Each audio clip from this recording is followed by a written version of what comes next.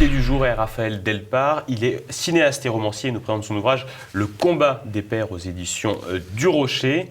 Bonsoir. Bonsoir. Vous partez d'un constat dans votre ouvrage. Dans 80% des cas de divorce, la résidence principale est attribuée à la mère. Vous menez une enquête, vous nous donnez des chiffres, notamment 2 millions d'enfants qui voient rarement leur père, 600 000 qui ne le connaissent pas. C'est une enquête auprès de pères, de sociologues, de juges, d'avocats. Comment vous est venue l'idée d'écrire cet ouvrage ? Alors, la première idée, c'était en 1997 ou 1998. J'avais, rue Bleue, dans le 9e arrondissement à Paris, j'avais découvert une boutique qui était le premier siège, si j'ai bonne mémoire, d'une association qui s'appelle SOS Papa. J'avais pris contact avec eux et le contact ne s'était pas très bien passé entre eux et moi. Pour des raisons dont je ne me souviens pas, et puis j'avais mis ça sous le coude. Et puis il y a 1 an, 2 ans, dans un dîner, j'ai rencontré un homme, il y avait un homme qui était là, et il m'a dit qu'il n'avait pas vu son fils, ni vu, ni écrit, ni parlé au téléphone depuis 17 ans. Ça m'a scotché, comme on dit aujourd'hui. Et à partir de là, m'est revenue l'idée de ce SOS Papa, etc. Donc j'ai raccordé les câbles entre eux, si je puis dire, et j'ai approché des associations comme SOS Papa, comme Paternet, comme Égalité Parentale, comme le collectif de la Grue Jaune, etc. Et puis j'ai commencé mon enquête, voilà. Alors pour situer aux téléspectateurs, l'ouvrage se compose d'analyses mais également de plusieurs témoignages qui rendent le texte assez vivant, mais vous partez avant tout d'un événement en 1969, l'affaire de Cesta. Alors l'affaire Cesta, je vais être très bref parce qu'elle est longue et douloureuse. C'est un père qui, le couple se divorce, se sépare.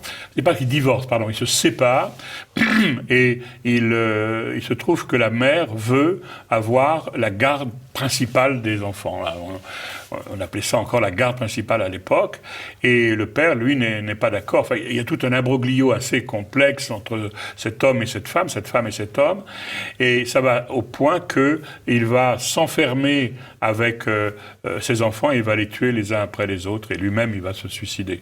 C'est une affaire terrible. Et c'est à partir de là que véritablement le combat des pères séparés de leurs enfants, des pères privés de leur paternité, le combat commence à ce moment-là.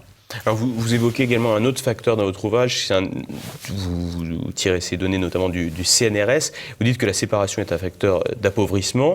Alors on parle souvent des mères isolées, notamment les personnalités politiques en campagne, sur la campagne présidentielle ou autre, et pour cause, parce qu'elles ont souvent des enfants à charge, elles ont des problèmes financiers, mais pourquoi pensez-vous qu'on ne parle pas de l'autre côté des hommes qui justement n'ont pas accès à leurs enfants?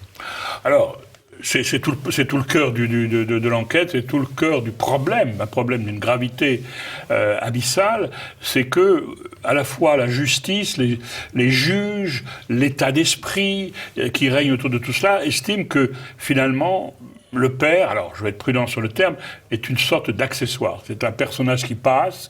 D'ailleurs, on se pose la question, est-ce que nous n'assistons pas à la disparition du père? Est-ce que nous n'assistons pas à la disparition de l'homme aussi, quelque part?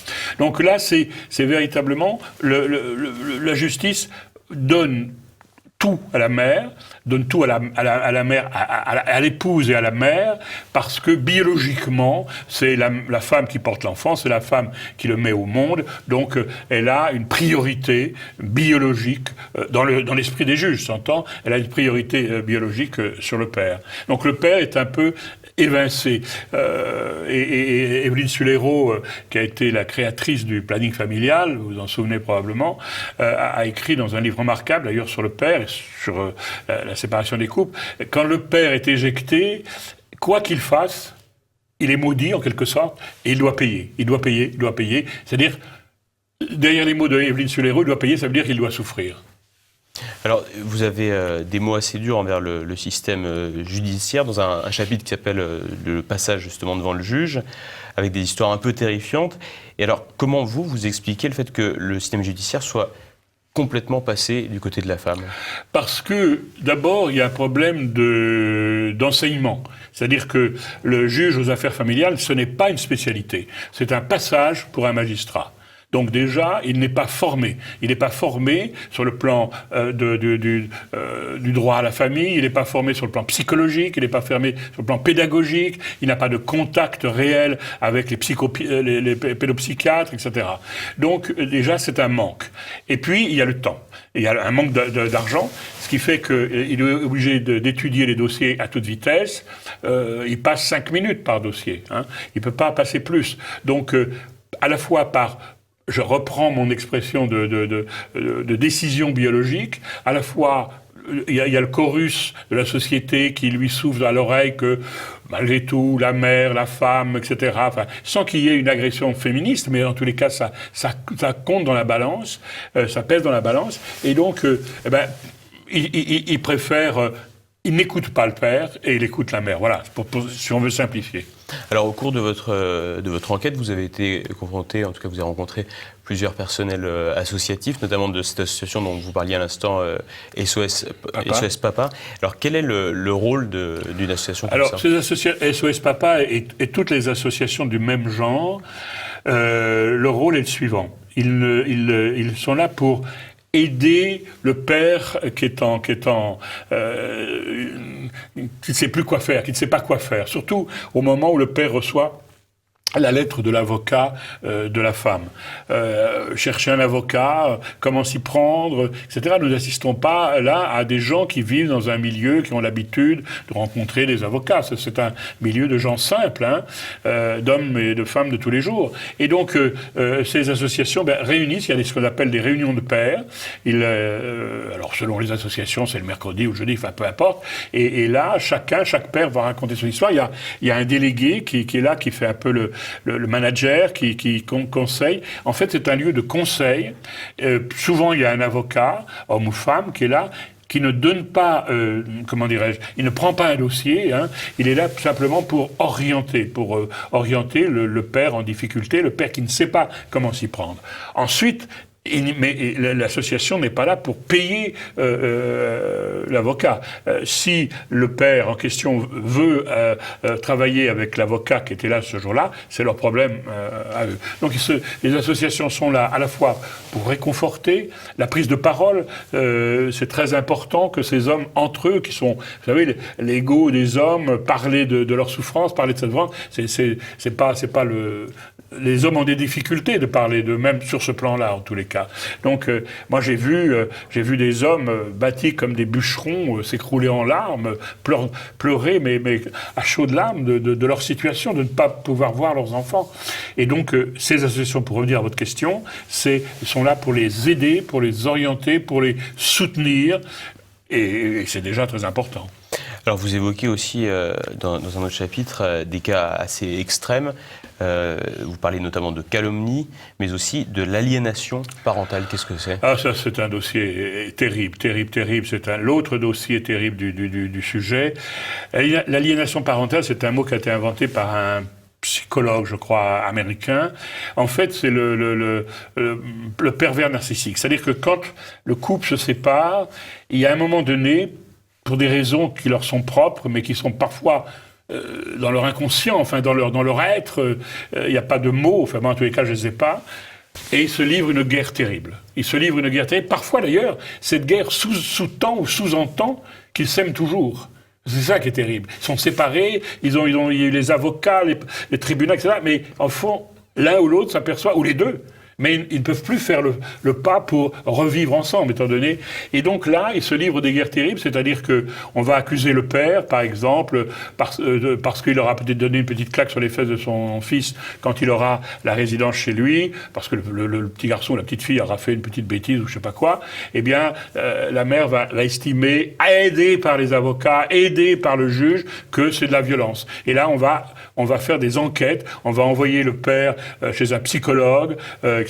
J'ai des cas de pères qui ont été en garde à vue et qui ont fait de la prison. C'est un dossier terrible. C'est de la pourriture, quoi. Au-delà on voit dans votre livre, il y a un vrai problème de droit autour de cette question du père. Au-delà de ce problème, il y a aussi un problème sociologique qui est plus général.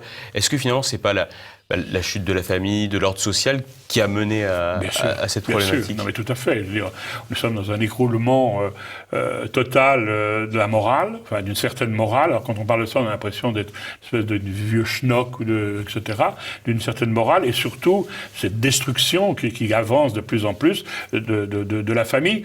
Et j'ajouterais, en étant prudent sur les termes, que la facilité de vivre ensemble, c'est que quand je dis la facilité, je veux dire par là que la contraception, etc., le mode de vie fait que on se rencontre, on se plaît, il y a un choc, etc. On va vivre ensemble, ça paraît tellement simple et tellement naturel. On vit ensemble, on prend un appartement de l'un ou l'autre, peu importe, on en trouve un autre. Mais puis quand toute cette effervescence tombe, on se retrouve presque comme deux étrangers face à face. Et là, le couple ne tient plus. Et parfois, à ce moment-là, l'enfant est né. Et c'est là où tout le drame commence. Dans cela, il y a aussi une prise de possession, il y a une prise de pouvoir.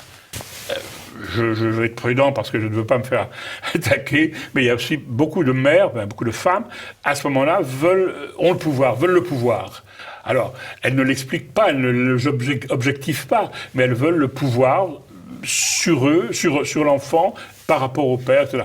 C'est très complexe, vous savez, là on entre dans des zones dans lesquelles il faut y aller avec des charentaises, si je puis dire, c'est-à-dire très doucement. Et quelle solution pourrait permettre de sortir de ce déséquilibre qui s'est mis en place depuis plusieurs décennies ? Pour moi, il y a vraiment une grande solution majeure, c'est de former des juges aux affaires familiales, qui est une connaissance du couple, une connaissance biologique, une connaissance administrative, une connaissance psychologique, une connaissance du couple. Qu'est-ce que c'est que le couple ? Repenser le couple, le repenser, dans tous les termes, religieux, etc.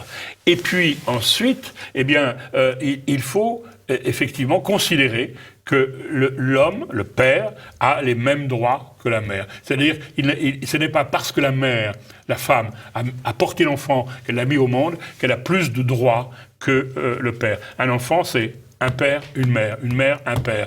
S'il n'a pas ça, il ne peut pas fabriquer d'image. Il ne peut pas avoir de repères, tous ces repères. Et tous ces enfants, parce qu'on n'a pas évoqué les enfants, il faut savoir que tous les enfants de ces couples sont des enfants malheureux, sont des enfants détruits.